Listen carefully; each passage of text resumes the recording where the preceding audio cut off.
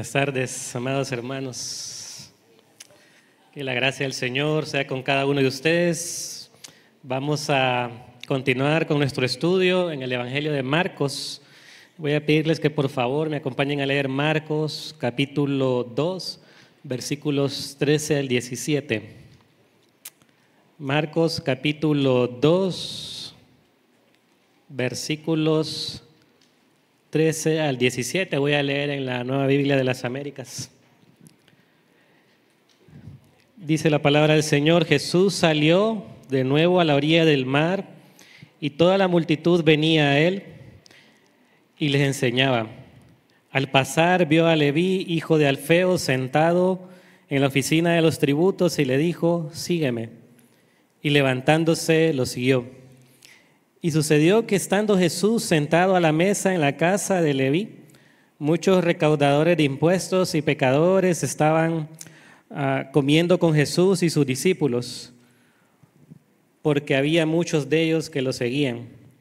Cuando los escribas de los fariseos vieron que él comía con pecadores y recaudadores de impuestos, decían a sus discípulos: ¿por qué él come y bebe con recaudadores de impuestos y pecadores?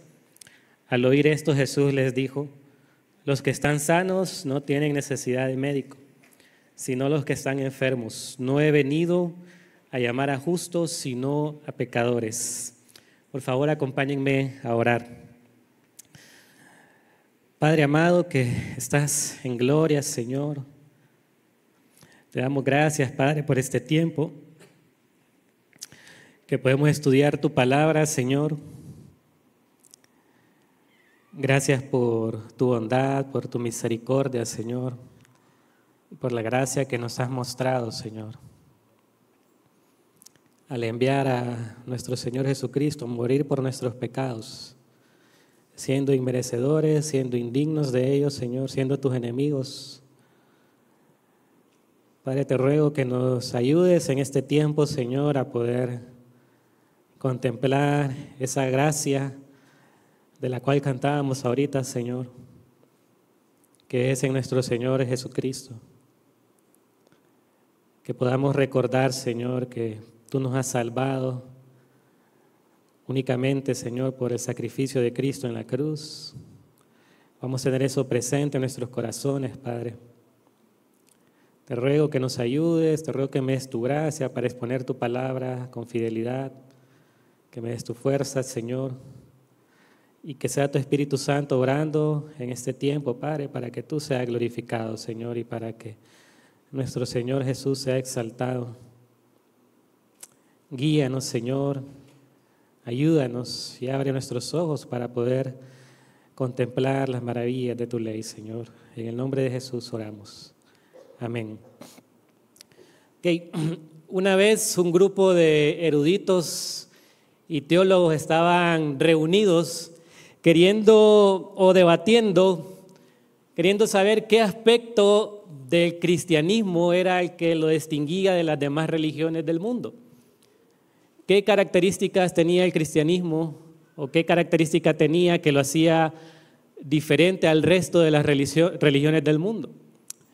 Y mientras estos hombres estaban debatiendo, entró C.S. Lewis, que también es un estudioso, teólogo, apologista, hace muchos años. Entró en la sala y les preguntó sobre qué discutían. Y al explicarle que estaban tratando de identificar una característica en el cristianismo que fuera distintiva de las demás religiones del mundo, él les contestó: eso es muy fácil, dice, es la gracia.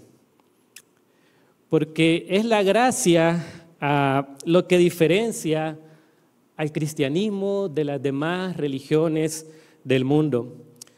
Mientras que las otras religiones basan la idea de que uno debe ganarse el favor divino a través de buenas obras, de sacrificios o normas a las cuales uno debe adherirse, el cristianismo enseña que el amor y la salvación que el Señor nos ha otorgado son completamente inmerecidos. Son regalos que Él nos ha dado de manera inmerecida. Es decir, que la gracia es el favor que Dios le otorga a las personas independientemente de sus méritos o de sus obras. Esto es lo que dice Efesios 2:8 al 9. Porque por gracia ustedes han sido salvados por medio de la fe, y esto no procede de ustedes, sino que es un don de Dios, no por obras para que nadie se gloríe. Si estamos aquí y hemos confesado a Jesús como el Señor de nuestras vidas, es solo por la gracia de Dios. La palabra es clara en enseñar de que nadie puede obtener su salvación a través de sus buenas obras, a través de sus buenas acciones o a través de justicia propia. ¿Por qué? Bueno, la Escritura lo dice. Eclesiastés 7:10 dice que no hay hombre justo sobre la tierra que haga el bien y nunca peque. Romanos 3:10 al 12 dice que no hay justo ni aun uno, no hay quien busque a Dios, no hay quien haga lo bueno. Isaías 53 dice que todos nos desviamos, cada uno por su camino. Y Isaías 64 dice que todas nuestras obras son como trapos de inmundicia. Efesios 2 dice que estamos muertos en nuestros delitos y pecados, que andamos siguiendo la corriente del mundo, siguiendo los deseos de nuestra carne y que por naturaleza somos hijos de ira. Es decir, que solo es a través de la gracia y la misericordia divina que nosotros podemos obtener el perdón de pecados y la redención de nuestras almas. Es solo a través del sacrificio expiatorio de Cristo, el sacrificio que Él llevó a cabo en la cruz para poder apaciguar la ira de Dios sobre nosotros y para que pudiéramos obtener el perdón de pecados. Segunda de Corintios 5:21 lo dice: al que no conoció pecado, por nosotros lo hizo pecado para que nosotros fuéramos hechos justicia de Dios en Él. Este es el glorioso intercambio del Evangelio, que el justo, que el santo, que el inocente pagó por nuestras rebeliones. Dios lo contó como pecador para que nosotros pudiéramos obtener su justicia a través de Él. Si es que venimos en fe y arrepentimiento a Cristo. Esta es la gloria del Evangelio, hermanos, que Dios justifica al impío. Dios salva a pecadores. Ahora, esto era algo que los líderes religiosos del tiempo de Jesús no podían comprender. Ellos pensaban que ellos eran merecedores del reino de Dios porque hacían buenas cosas en su manera de pensar, porque eran hijos de Abraham. Estos hombres estaban llenos de justicia propia y no entendían cómo es que ellos necesitaban la gracia y la misericordia de Dios. No entendían cómo es que tenían que nacer de nuevo para poder entrar en el reino de Dios. No concebían esto en sus mentes. Y en este relato que tenemos delante de nosotros aquí en Mateo capítulo 2, 13 al 17, vemos ese claro contraste de Jesús salvando a pecadores, a marginados, a personas que eran completamente rechazados en la sociedad, considerados la escoria de ese entonces. Y vemos también a los líderes religiosos acusando a Jesús de entablar una amistad con ellos, de sentarse a comer con ellos, porque no entendían esta realidad. No entendían que era solo a través de la gracia de Dios que podían tener acceso a la salvación.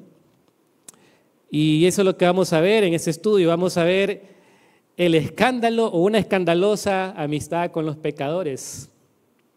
Esto era lo que provocó en los fariseos, en los escribas, en los sacerdotes, en los líderes judíos. Un escándalo era para ellos ver a Jesús comer con pecadores. Y vamos a ver este pasaje en tres partes. Vamos a ver el llamado de Leví, los versículos 13 al 15, a la crítica de los escribas o de los fariseos en el versículo 16 y la respuesta de Jesús en el versículo 17. Leamos entonces nuevamente el versículo 13. Dice: Jesús salió de nuevo a la orilla del mar y toda la multitud venía a él y les enseñaba. Y al pasar vio a Leví, hijo de Alfeo, sentado en la oficina de los tributos y le dijo: sígueme. Y levantándose lo siguió. Entonces, en esta primera escena se nos describe a Jesús enseñando a la multitud a la orilla del mar. Esto era algo que nuestro Señor hacía muy a menudo. ¿Por qué? Porque había bastante gente siempre siguiéndolo. No podía enseñar en las casas, como vimos en el pasaje anterior. Y entonces Él constantemente iba a la orilla del mar a poder enseñarle a las personas. Lo hacía de manera abierta. Y eso es lo que estamos viendo aquí. Pero dice que en lo que el Señor estaba ahí en la orilla del mar y iba de regreso, Él mira a Leví y lo llama. Ahora bien, por el Evangelio de Mateo sabemos que este Leví que menciona Jesús aquí es el mismo Mateo, el autor del primer Evangelio que nosotros tenemos en nuestra Biblia. Es el mismo Mateo. De hecho, cada vez que se da la lista de los apóstoles no se menciona Leví, sino que se menciona como Mateo. Algunos dicen que es que se cambió el nombre porque era recaudador de impuestos. Y sin duda alguna, esto debió ser algo chocante para las personas que estaban alrededor de Jesús, ver a Jesús llamar a un recaudador de impuestos a seguirlo. Seguramente la gente dijo, ¿es en serio? ¿Qué le sucede a Jesús? ¿Qué pasa con él? ¿Por qué, hermanos? Porque los recaudadores de impuestos eran una de las personas más despreciables en ese momento para los judíos. Eran rechazados abiertamente por toda la sociedad judía. De hecho, no solo por los líderes religiosos, también por todos los judíos en general. ¿Por qué? Recordemos que los judíos estaban bajo el imperio romano, ¿sí? Y Roma lo que hacía era que demandaba impuestos de parte de aquellos que subyugaba, y en este caso de Israel. Y la manera que lo hacían era que vendían las franquicias para recaudar impuestos. Entonces, si tenías algo ahorrado ahí, tú podías comprar la franquicia y entonces eras el encargado de recaudar los impuestos del pueblo para Roma. Entonces, claramente para los judíos esto era aberrante, ¿no? Cómo tú te ofreces a cobrarnos impuestos a nosotros para este gobierno opresor. ¿Y qué pasaba? Que entonces Roma lo que hacía es que exigía una cuota mínima del tributo, ¿verdad? Vendían su franquicia y le decían, bueno, tú me tienes que dar tanto, ¿verdad? Y lo demás que puedas recaudar queda para ti. Y por supuesto, los cobradores de impuestos habían hecho un negocio muy lucrativo de esto. ¿No? ¿Por qué? Porque básicamente extorsionaban al pueblo, ¿no? De hecho, cuando llegaron a bautizarse donde Juan, esto fue lo que Juan les pidió como fruto digno de arrepentimiento en Lucas 3, 12 al 13. Dice que vinieron también unos recaudadores de impuestos para ser bautizados y le dijeron, maestro, ¿qué haremos? Y él les dijo, no exijan más de lo que les es ordenado, le respondió Juan, porque es precisamente lo que hacían los recaudadores de impuestos. Extorsionaban al pueblo, ¿verdad? Les exigían más de lo que era necesario y claramente era para llenar sus bolsillos. Para este entonces, hermanos, aparte del impuesto sobre la renta y el impuesto sobre la tierra, se cobraban impuestos por transporte de bienes y productos, por el uso de caminos, por cruzar puentes, entre otros impuestos. Y vemos que la cosa no ha cambiado mucho hasta hoy, ¿no? Pero también a estos hombres, ¿verdad? Había un escrito en los judíos que se llamaba el Misná, que era una serie de escritos, de ordenanzas y leyes orales que tenían los judíos. Y ahí se establecía que estos recaudadores de impuestos, ¿verdad? No podían ofrendar, porque se presuponía que si recibías una limosna de ellos, una ofrenda de ellos, era producto de la extorsión. Bueno, de hecho, estas personas eran tan odiadas, hermanos, que los judíos habían establecido algunas leyes donde se consideraba legal mentirle a los recaudadores de impuestos para proteger tus propiedades. No. Así de rechazados eran estos hombres. Por otro lado, se les consideraba ceremonialmente impuros. ¿Por qué? Porque estaban asociados con los gentiles, de manera que si un cobrador de impuestos te tocaba, tú quedabas ceremonialmente impuro. Estos hombres no podían entrar a las sinagogas, no podían ir a adorar al templo.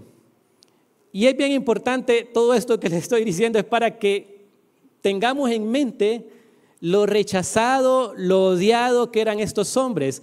Y claro, no porque sean buenos, ¿verdad? Realmente eran personas que estaban en pecado, estaban extorsionando a las personas, pero estaban estafando a su propio pueblo.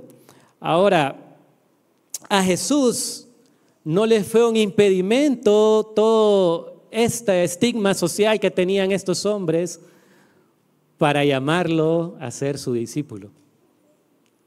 Nada de esto fue un impedimento para el Señor, para ver a Mateo ahí sentado en el tributo de los impuestos. Era como que Mateo estaba sentado como en una caseta de peaje, ¿no?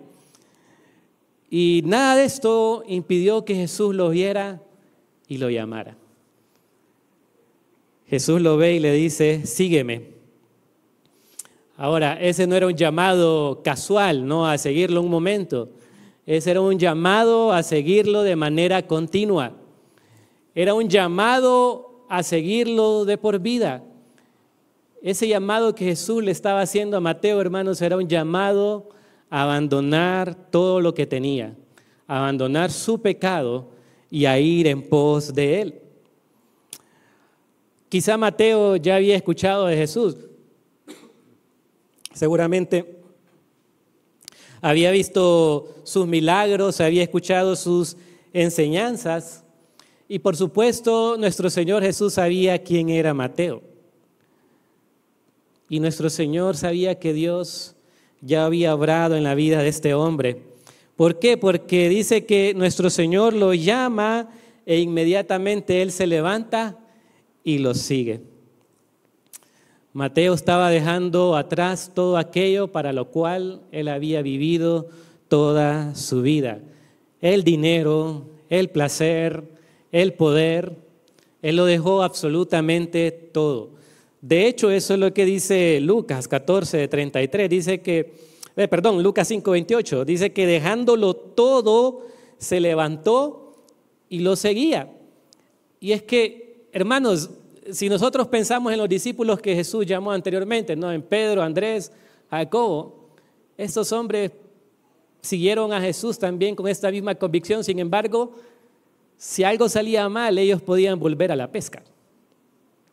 Mateo sabía que él no podía volver a ser un recaudador de impuestos. Número uno, porque Roma lo iba a rechazar y lo iba a despreciar. Y número dos, porque su vida de pecado estaba precisamente relacionada con su profesión. Muchas gracias, don. Su vida de pecado estaba relacionado precisamente con lo que él hacía. Sin embargo, a él no le importó nada de esto y dejó todo para seguir a Jesús. En este momento vemos la obra sobrenatural de Dios en la vida de una persona que renuncia a todo lo que tiene para seguir a Jesús. Y esto era una evidencia de la conversión de Mateo. Jesús lo dijo en Lucas 14:33, cuando vio a la multitud que lo estaba siguiendo. Nuestro Señor se quería asegurar de que esta multitud lo siguiera por el motivo correcto y les dice, así pues cualquiera de ustedes que no renuncie a todas sus posesiones no puede ser mi discípulo. Y Mateo literalmente estaba renunciando a todo lo que él tenía. Cristo se convirtió en su mayor posesión, Cristo se convirtió en su tesoro, en todo lo que él tenía. Y realmente, hermanos, este es el llamado que Cristo nos hace a cada uno de nosotros. Renunciar a todo lo que tenemos, a lo que consideramos importante en nuestras vidas, incluso lo que somos, y poner completamente nuestra confianza y nuestra esperanza solamente en Él. Cristo pasa a ser el todo para nosotros. ¿Sí? Cristo pasa a ser nuestro tesoro que encontramos y vamos y vendemos todo lo que tenemos porque para nosotros lo más importante es nuestro Señor Jesucristo. Ese es el llamado que Cristo le hizo a Mateo y él obedeció de manera inmediata. Mateo estaba perdiendo claramente un negocio muy lucrativo, estaba perdiendo riquezas, pero ganó una herencia eterna. Mateo no podía entrar en la sinagoga, pero ahora por medio de Cristo tenía acceso directo al Padre, una amplia entrada en el reino de los cielos. Y por supuesto esto era motivo de celebración. Versículo 15. Dice, y sucedió que estando Jesús sentado a la mesa en casa de Leví, muchos recaudadores de impuestos y pecadores estaban comiendo con Jesús y sus discípulos, porque había muchos de ellos que lo seguían. Vemos en estos versículos que ahora Jesús, dice, está en la casa de Mateo, comiendo con los recaudadores de impuestos y con pecadores, y que muchos de ellos ya lo seguían. Por el relato de Lucas, el relato paralelo, sabemos que fue Mateo el que le ofreció este banquete a Jesús. Dice que Leví le ofreció un gran banquete en su casa. Mateo quería honrar a Jesús, quería honrarlo y lo invitó a su casa a comer. Y él quería también que sus amigos conocieran a Jesús, porque eso es lo que quiere todo aquel que ha encontrado a Jesús. Quiere que todos aquellos que él conoce, que él aprecia, puedan conocer también a Jesús, puedan conocer esa salvación tan grande que ellos han recibido. Y es una buena pregunta para nosotros. Hemos experimentado también nosotros ese anhelo y ese deseo de de los que están cerca de nosotros, nuestros amigos, nuestra familia, puedan conocer al Señor. Ahora pensemos en la clase de personas que estaban ahí. Dice que eran recaudadores de impuestos y pecadores. Eran extorsionadores, eran corruptos. Seguramente había ladrones, criminales, prostitutas. Ahí estaba englobado, ahí estaban reunidos lo peor de la sociedad judía. Los más viles pecadores. Pero en medio de ellos estaba Jesús. Estaba el santo, estaba el inocente, el justo, Hijo de Dios. Sentado ahí, comiendo con todos ellos. Así de maravillosa es la gracia de nuestro Señor Jesucristo, hermanos. Así de abundante y de grande es su gracia para con nosotros, los pecadores. Por eso dice en Romanos, donde abundó el pecado, sobreabundó la gracia. En Efesios 2:7 dice que Él nos salvó con este propósito, para mostrar en los siglos venideros las abundantes riquezas de su gracia, por su bondad para con nosotros en Cristo Jesús. Porque solo la gracia de Dios puede llevar a cabo un plan como este. Que Jesús, estando en toda su gloria, estando en toda su majestad, en toda su santidad y justicia,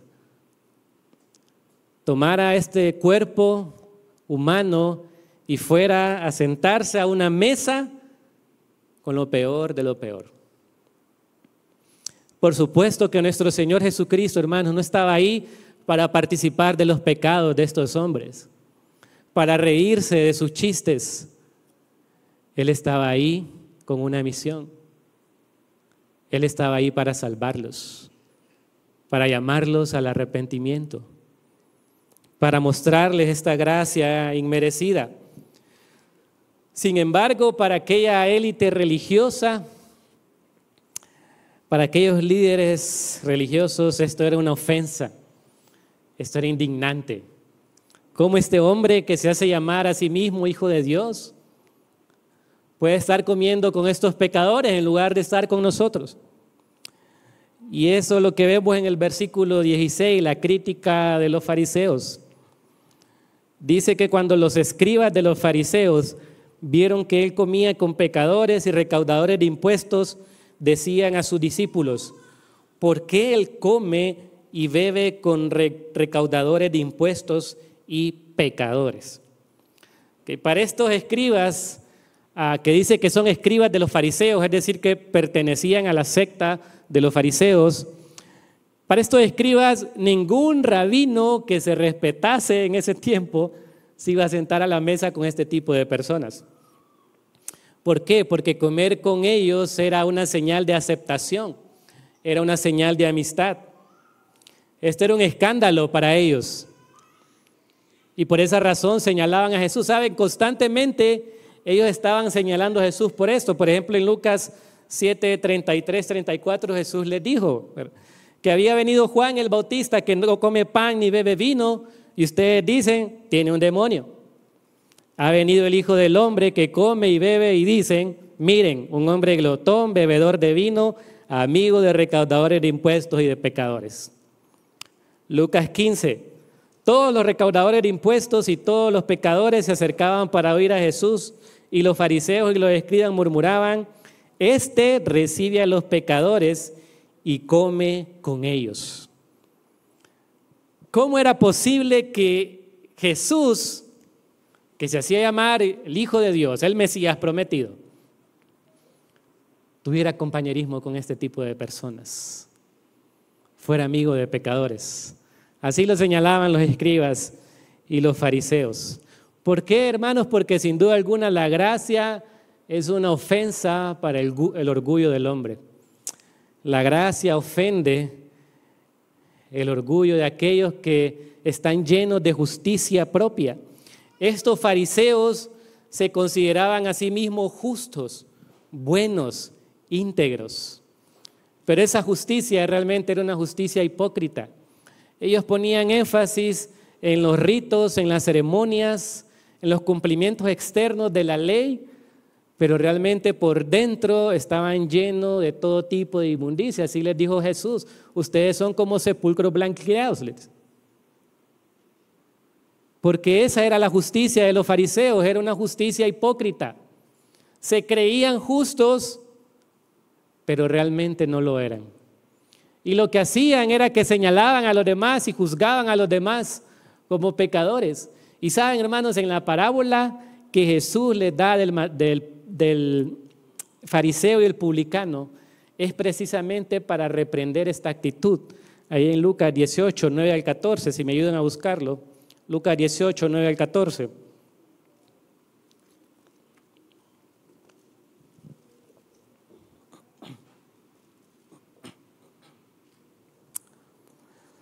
Miren lo que les dice Jesús. Dijo también Jesús esta parábola a unos que confiaban en sí mismos como justos y despreciaban a los demás. Miren lo que hace la justicia propia. ¿Qué hace la justicia propia? Me hace confiar en mí mismo y me hace despreciar a los demás. Y Jesús les dijo, 2 hombres subieron al templo a orar. Uno era fariseo, el otro recaudador de impuestos. El fariseo, puesto en pie, oraba para sí de esta manera: Dios, te doy gracias porque no soy como los demás hombres, estafadores, injustos, adúlteros, ni aún como este recaudador de impuestos. Yo ayuno 2 veces por semana, doy el diezmo de todo lo que gano. Pero el recaudador de impuestos, de pie y a cierta distancia, no quería ni siquiera alzar los ojos al cielo, sino que se golpeaba el pecho diciendo: Dios, ten piedad de mí, pecador. Les digo que descendió a su casa justificado, que éste descendió a su casa justificado, pero aquel no, porque todo el que se engrandece será humillado, pero el que se humilla será engrandecido. Estos hombres estaban llenos de su propia justicia, se habían vuelto arrogantes, se habían vuelto orgullosos, no veían la necesidad de pedir la gracia y la misericordia de Dios. Para ellos eso era una ofensa. ¿Por qué? Porque a sus propios ojos eran rectos delante de Dios. No podían ver la condición de su corazón, no podían ver su miseria espiritual y se creían mejores que los demás. Ahora, hermanos, debemos tener claro que todos tendemos naturalmente a creernos justos. Todos por naturaleza creemos que somos mejores de lo que en realidad somos.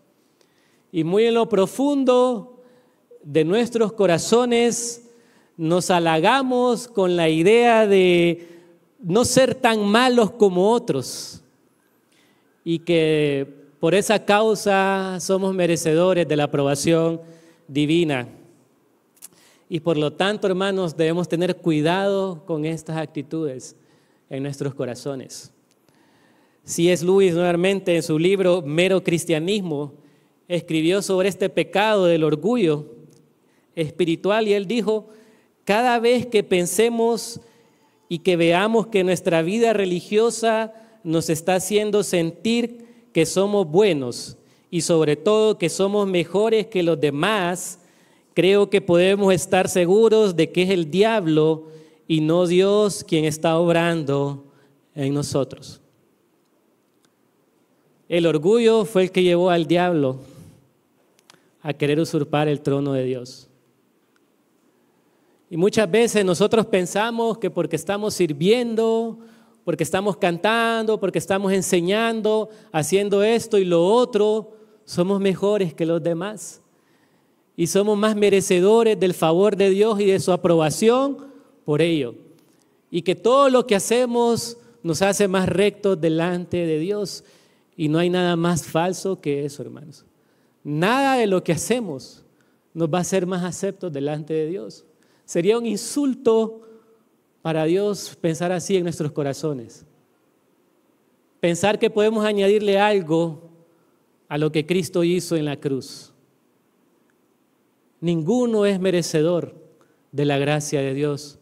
Ninguno es merecedor de la aprobación de Dios. Debemos guardarnos de estas actitudes en nuestros corazones. A veces lo hacemos con nuestros hermanos, pero también cuidado con hacerlo con los inconversos y de pensar que somos mejores solo porque ellos aún no han conocido al Señor. Por supuesto que tenemos un valor especial, pero es porque tenemos a Cristo y nada más. Y lo recibimos por gracia y misericordia. Pero en lugar de verlos con desprecio, lo que tenemos que hacer es verlos con misericordia y buscar que ellos también alcancen esta gracia que nosotros hemos alcanzado. Saben, esta fue la actitud por la cual el Señor amonestó a la iglesia de Laodicea allá en Apocalipsis. En Apocalipsis 3:15 al 18. Miren lo que le dice Jesús a esta iglesia: yo conozco tus obras, que ni eres frío ni caliente. Ojalá fueras frío o caliente. Así puesto que eres tibio y no frío ni caliente, te vomitaré de mi boca. Y miren lo que les dice: porque dices, soy rico, me he enriquecido y de nada tengo necesidad. No sabes que eres un miserable y digno de lástima, y pobre, ciego y desnudo. Te aconsejo que de mí compres oro refinado por fuego para que te hagas rico, y vestiduras blancas para que te vistas y no se manifieste la vergüenza de tu desnudez, y colirio para ungir tus ojos y que puedas ver. Hermanos, ¿saben? Esta es la única de las 7 iglesias a la cual Jesús no dirige ningún elogio. A una de las iglesias, por el ejemplo, le dice: yo conozco tu fatiga y tu perseverancia, ¿no? A otra le dice: yo sé que guardas fielmente mi nombre. Para cada una de las iglesias Jesús tuvo un elogio, menos para esta, porque ya era una iglesia que se elogiaba a sí misma. Era una iglesia que decía que era rica y que no tenía necesidad de nada. Pero Jesús les dice: ¿sabes qué? Eres pobre. Necesitas colirio, necesitas abrir tus ojos para ver tu verdadera realidad. Porque, hermanos, el único remedio contra este grave mal que nos afecta a todos es esforzarnos en conocer más a Cristo, es poder ver más a Cristo. Sí, saben, la iglesia de Galacia, este era el problema, ¿no? Se estaba justificando por sus obras. Y Pablo les dice: bueno, a usted ya le presenté a Cristo claramente como crucificado. ¿Quién los hechizó? ¿Qué le dice Pablo? Ya les presenté a Cristo crucificado. ¿Por qué se están volviendo otra vez a las obras? Esta es la obra de Dios. Y eso es lo que necesitamos hacer nosotros, ver a Cristo. Porque a no ser que veamos a Cristo y veamos a Dios más claramente, hermanos, no nos vamos a conocer más a nosotros mismos y no vamos a ver más nuestra realidad. Pero cuando nosotros veamos a Dios, contemplemos a Dios, evaluemos la ley de Dios, la examinemos y luego evaluemos nuestro corazón, evaluemos nuestra justicia, entonces ahí sí vamos a decir, inmundo soy, como decía aquel leproso. Vamos a ser como Isaías, en Isaías capítulo 6, versículo 5. ¿Qué pasó con Isaías? Contempló la santidad de Dios, vio a Dios en toda su gloria, en toda su majestad. ¿Y qué dijo él en el versículo 5? Ay de mí, porque perdido estoy. Pues soy hombre de labios inmundos y en medio de un pueblo de labios inmundos habito, porque mis ojos han visto al Rey, el Señor de los ejércitos. Si nosotros no conocemos a Dios, no nos vamos a poder conocer a nosotros mismos. Nadie puede llegar a adquirir un conocimiento tan claro de sí mismo a no ser que contemple a Dios en toda su majestad. ¿Qué debemos hacer? Elevar nuestra vida, nuestros pensamientos a Dios, contemplarlo a Él en toda su justicia, esa justicia que es la por la cual nosotros debemos medirnos a nosotros mismos. Y entonces cuando veamos a Dios en esa justicia, lo que nosotros pensamos que es justicia, se nos va a presentar como inmundicia y como suciedad. Vamos a ser como Isaías y vamos a decir, estoy perdido, ay de mí. Saben, hermanos, nosotros no debemos evaluar nuestra justicia con el que tengo al lado, con mi otro hermano, con mi vecino. Yo tengo que evaluar mi vida con el estándar de Cristo. Y entonces ahí me voy a dar cuenta realmente a dónde estoy y quién soy y lo miserable que soy. Solo así vamos a estar listos entonces para recibir la gracia y la misericordia de Dios. Ahora bien, en el versículo 17 Jesús le responde entonces a estos fariseos. Y dice que al oír esto Jesús les dijo, los que están sanos no tienen necesidad de médico, sino los que están enfermos. No he venido a llamar a justos, sino a pecadores. Jesús les responde con una analogía muy bonita. Él dice, los que están sanos no tienen necesidad de médicos, sino los que están enfermos. Y él toma esta analogía y la aplica a su ministerio. Dice, yo vine para llamar a pecadores, no vine para llamar a justos. Es interesante porque el término que Jesús usa para llamar, hermanos, tiene la idea de invitar a alguien a un banquete. Nada más que aquí ya no iba a ser Jesús el invitado, él iba a ser el anfitrión. Y los invitados iban a ser todos estos pecadores que ellos estaban señalando. Jesús vino para llamar a los pecadores al arrepentimiento, es decir, para llamarlos a la salvación, para llamarlos a su reino. Vino a llamar a pecadores. Esta respuesta es dura. Es dura, ¿por qué? Porque por un lado Jesús ilustra a estas personas como enfermos que necesitan de un médico y Jesús dice, yo soy ese médico.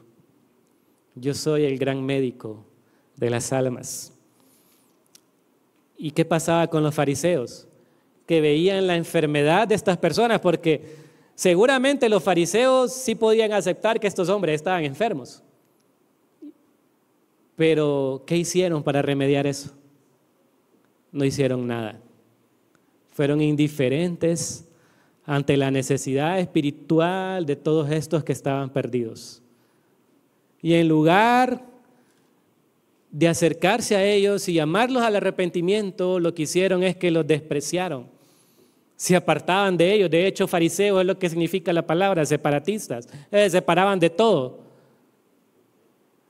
Y estos hombres despreciaban a estas personas que estaban en necesidad y los marginaban, los condenaban. Por eso en el relato de Mateo dice que Jesús también les dijo, vayan y aprendan lo que significa misericordia quiero y no sacrificio. Eso es lo que le estaba diciendo Jesús. En lugar de estar haciendo énfasis en ceremonias, ritos, de estar en una justicia hipócrita, aprendan lo que significa misericordia. Quiero y no sacrificio. ¿Misericordia por quién? Por estos perdidos que están necesitados, por estas almas que necesitan un doctor. Saben, estos fariseos veían a esta gente como seres que necesitaban ser rechazados, desechados, inservibles, pero Jesús los veía como su campo misionero. Ahí es donde iba el Señor, a llamar a estos hombres al arrepentimiento. Por otro lado, es como si Jesús les estuviera diciendo, cuando les dice, no he venido a llamar a justos, sino a pecadores, no es que Jesús les está diciendo que ellos son justos. Es como si Jesús les estuviera diciendo, ¿ustedes creen que son justos? ¿Ustedes creen que son buenos? Está bien, yo no vine por ustedes. Vine a llamar a los pecadores al arrepentimiento. Esta es la diferencia entre la gracia y el orgullo del hombre. Por eso, hermanos, es que hay tantas religiones apelando a las obras. ¿Por qué? Porque apelan al orgullo del hombre. A hacernos pensar que yo tengo en mi mano mi destino y que yo me lo puedo ganar por mi propio esfuerzo y por mi propio mérito. Jesús le dijo a estos fariseos, yo no vine por ustedes, no se preocupen, vine por los pecadores. Pero saben, aún eso que Jesús hace es una muestra de misericordia para ellos también. Jesús simplemente podía quedarse callado y no darle ninguna explicación. Pero aún Jesús les dice esto para que ellos puedan entender que están enfermos también y que necesitan de este médico, que necesitan entender que tampoco son justos, que no están bien y que tanto como los publicanos, los pecadores necesitan de Jesús, ellos también necesitan de Él. Esta es la gracia del Señor, que Él no vino a salvar a personas que se creían rectas, que se creen rectos. Él vino para salvar a pecadores. Seguramente si a nosotros nos pusieran a elegir quiénes van a conformar la iglesia de Dios, hermanos, nosotros pensaríamos de pronto en aquellos que a nuestros ojos son más nobles, más buenos, más poderosos. Pero no es así como está conformada la iglesia de Dios. La iglesia de Dios está conformada de pecadores que han entendido su miseria, su pobreza. Esto fue lo que Pablo dijo en 1 Corintios 1, 27 al 31. Sino que Dios ha escogido lo necio del mundo para avergonzar a los sabios. Dios ha escogido lo débil del mundo para avergonzar a lo que es fuerte. Dios ha escogido lo vil y lo despreciado del mundo, lo que no es para anular lo que es, para que nadie se jacte delante de Dios. Pero por obra suya están ustedes en Cristo Jesús, el cual se hizo por nosotros sabiduría de Dios y justificación, santificación y redención, para que tal como está escrito, el que se gloríe en el Señor. Delante de Dios, hermanos, nadie, absolutamente nadie se puede gloriar de sí mismo. Sus obras no tienen ningún valor. Ahora la pregunta es, ¿hemos nosotros visto esta realidad en nuestras vidas? ¿Hemos visto nuestra miseria? ¿Hemos sentido realmente estas dolencias, esta enfermedad que nos agobia a todos? Hemos visto nuestra necesidad de Cristo. Y si hemos visto esta necesidad, hemos acudido a nuestro gran médico. Porque, hermanos, eso es el Evangelio.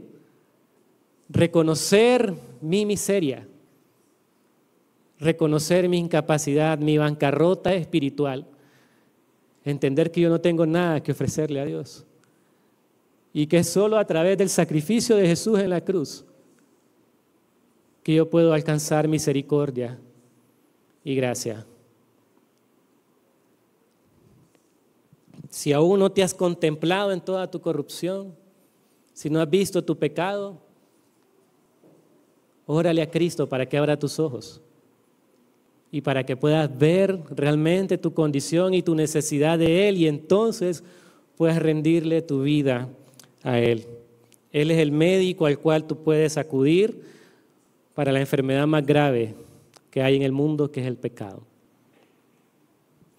Bienaventurados los pobres en espíritu, bienaventurados los que lloran, bienaventurados los humildes, bienaventurados los que tienen hambre y sed de justicia. No una justicia propia, sino la justicia de Cristo. Pablo, cuando entendió esta verdad, dijo: quiero ser hallado en Él. ¿En quién, hermanos? En Jesús. No en mi justicia, que es por obras, sino en la justicia de Dios, que es por la fe en Cristo Jesús. Que ese sea nuestro anhelo, que Cristo sea nuestra justicia. Vamos a orar. Padre, en el nombre de Jesús, gracias, Señor, por tu misericordia, Padre, por salvar a pecadores como nosotros, Señor.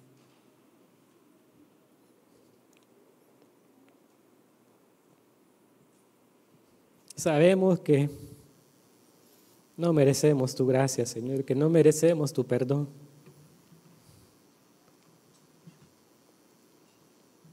Pero es en tu misericordia que tú has enviado a Jesús y nos has imputado esa justicia que solo Él pudo cumplir, Señor.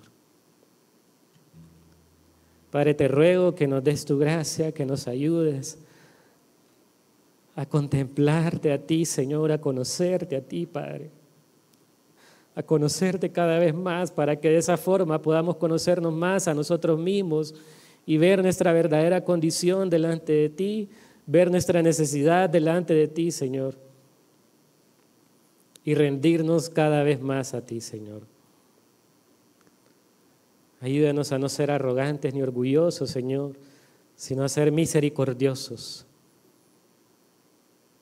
a poder ir en pos de aquellos, Señor, que aún no te conocen, para que puedan alcanzar esta preciosa gracia, Señor, que tú nos has mostrado a nosotros, Padre. En el nombre de Jesús oramos. Amén.